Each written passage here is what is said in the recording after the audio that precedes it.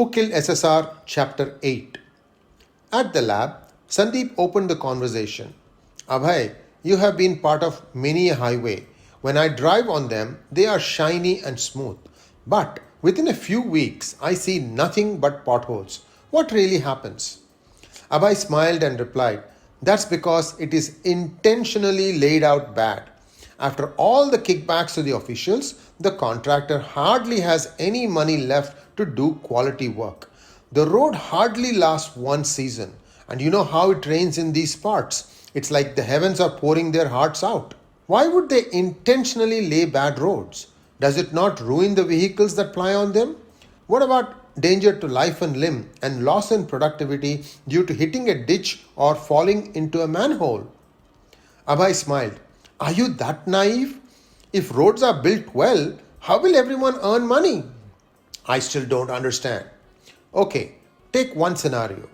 The greater number of times a road cracks up, developing potholes or even mini craters, the greater number of occasions it has to be redone. This gives an opportunity to the contractor to earn further money. In return, the PWD officials get a cut out of the earnings. A road built once in a high quality way will last decades. Imagine the plight of the poor contractors and the officials. Abhay laughed. Sandeep looked grim. This is no laughing matter. Surely questions would be asked. How do they justify the fact that a road that is supposed to last decades crumbles in a matter of a year or less? That's easy, Rana answered. Blame it on the monsoon. Blame it on the other officials that are responsible for drain cleaning. If drains are clogged, water gathers on the road and weakens it. Blame it on the planners. Say that they allowed constructions over drains. Blame it on the heavy traffic for which the road was not built. There are 100 different reasons that can be given. Right. So if somebody in the PWD insists on the right amount of quality, Abhay waved his hand and said, he will be shunted out. He will not be in charge of any major construction project. He will be shunned by his colleagues and even the contractors. Abhay continued, the first thing about laying a good road in the city is to ensure that they will not be dug for a long time.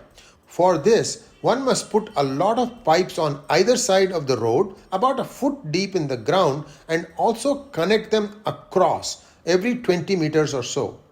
Any cable, electrical work must be done only by routing the cables through these PVC pipes. Once this is done, there will be less digging after a road is being laid and the roads have a better chance of not breaking up or cratering. Glad you pointed that out, Abhay, said Sandeep and added, but if despite everything the road does crack up, what happens then? Meaning, how much do you know about nanoparticles? Not much. What has that got to do with roads? Well, you know roads, and I may have found a way to keep the road together and not break up or create potholes when it rains or is dug up.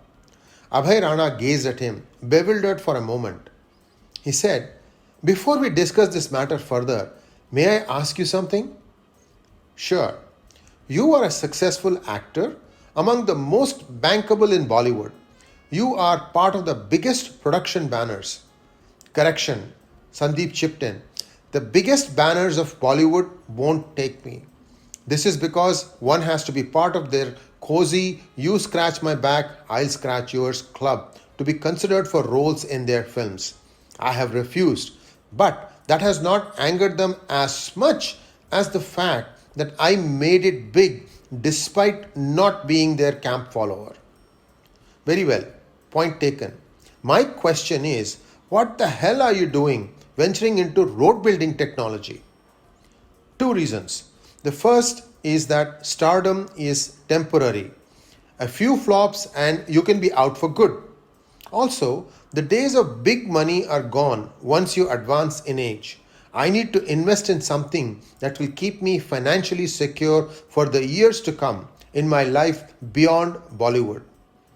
And the second, Sandeep said softly, Abhay, it's not just about the good roads. Have you thought of a life lost, a limb lost, a livelihood lost, a family shattered? All because some crooks in a government and outside colluded to give us a killer road? No, this must change. Abhay Rana was struck by the passion in his friend's voice. He said, returning to the subject, what is the method that you have found to keep the roads from cracking? Nanoparticles have a property. They can stretch and fill in gaps quickly.